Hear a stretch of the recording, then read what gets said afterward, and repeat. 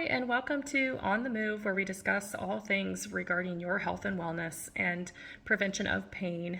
And I am Brandis Montgomery. I'm a doctor of physical therapy and the owner and physical therapist of On the Move Massage and Physical Therapy in Metro Atlanta, where I provide mobile treatment sessions to your home to provide you convenience and one-on-one care to get you better faster.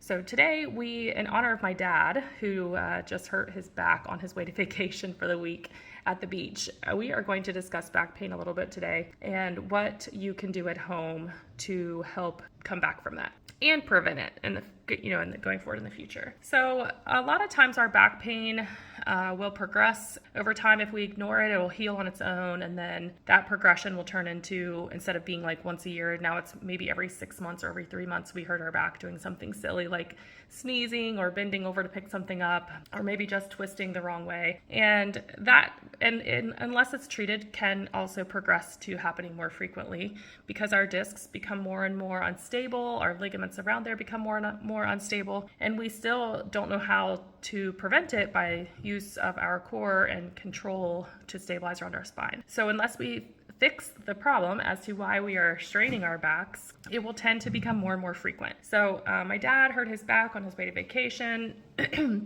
I guess a couple of months ago, he initially injured it playing golf, which is obviously a twisting motion. And then on his way to vacation, it was just another silly little motion or deep breath or something that caused him to have pain.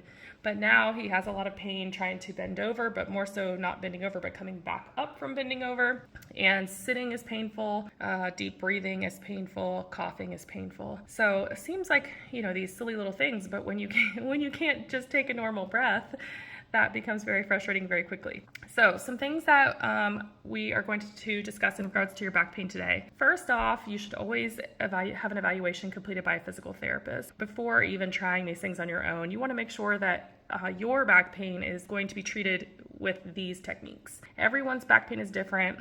It comes from a different mechanism of injury. So you don't want to just guess that your back pain is going to be healed with these different techniques, because it might need something else, and a physical therapist can help you determine what direction you need to go. However, probably the most common is pain with sitting, pain with bending, pain with lifting things. So that's very common for people to have that type of pain. And in that case, that's what we're going to talk about today.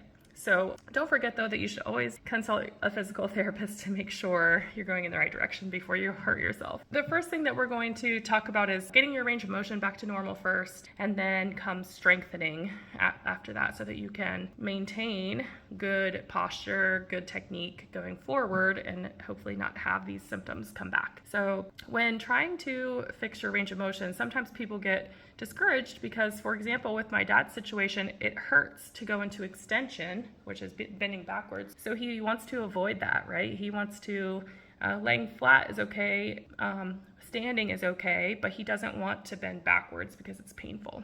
But that doesn't necessarily mean that it's not the way to go.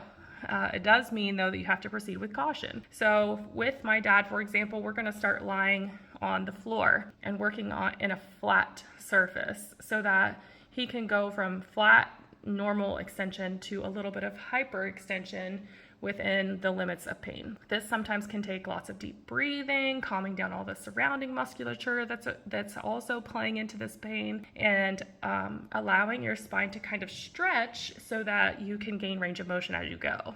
So I would recommend starting either laying on your stomach. That's probably preferred because it's typically the most comfortable for people. But if that's not comfortable, lying flat on your back on the floor or a nice firm surface, and focusing on just taking some nice deep breaths, opening up your belly breath so that we fully expand our lungs and allow our muscles to just start to relax and not be so hypersensitive. As that becomes easier and easier to take those nice deep breaths, then you're going to bring your hands underneath of your chest, and you're just going to gently press your chest up off the ground to a position that is still comfortable for you. If you find that there's pain associated with this, we're going to go back to those deep breaths first and try to get things to calm down before we move forward. But you always want to stay in your press up position right before it hurts. So if it hurts me to press up to here, I'm going to back out just a tiny bit and I feel better here. I'm going to take a couple more deep breaths in that position to allow my body to relax, and then I'm going to come back flat and take another break. I would recommend doing reps of 10 at a time, And if your pain is acute, you're going to do these every hour. You're going to do your deep breaths lying down flat, and then you're going to do your press-ups, 10 of them every hour, until you can work into a position where you're able to press all the way up onto my hands and gain more mobility in your spine. Once you're able to do these different press-up positions without any problems, we're going to progress into more of our strengthening exercises. So we're going to recruit our abdominal muscles, we're going to recruit our glutes or our buttock muscles, we're going to recruit our lower spine muscles, all of our postural muscles. We want to start strengthening these so that they control and provide like a barrel around our spine of strength and stability. So now our spine isn't doing all the work in our day when we bend over. That's not all just spine strain, but we have these muscles around our spine providing us with some strength and stability. If you have more questions about what strengthening exercises would be good for those different muscle groups, please reach out and let me know, because we can come up with a program that's specific to you and your pain and help you find different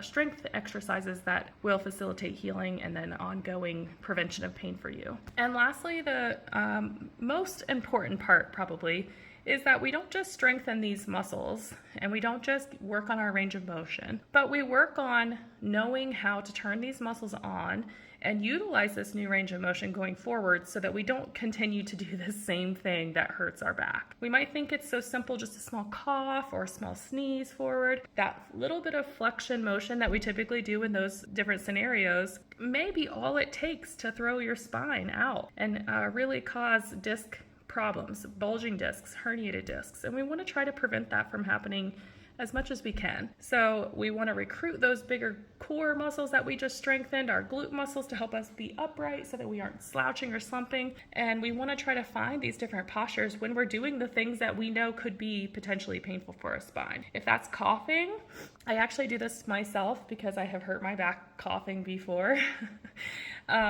Maybe instead of, coughing, and obviously sometimes that happens involuntarily and we can't prevent that.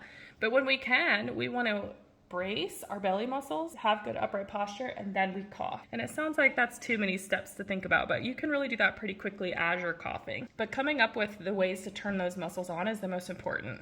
Using our glute muscles when we sit so that it holds our body upright instead of allowing our hips and pelvis to slouch would be another step. Knowing how to turn those muscles on to help us when we bend over or when we get up from a chair is the most important thing that we can do going forward to really prevent any return of this pain. So if you have any questions about back pain, about how to take care of what it is that you specifically have going on, what goals you have, what you're trying to get back to, please reach out and let me know. You can go onto my website, onthemovempt.com, and you can sign up for a free consultation so we can chat about it on the phone. And then we can always set something up so I can assess your mobility and see how we can get you on the right track to moving better and pain-free. I hope everyone is doing great, and I will see you again in the next episode.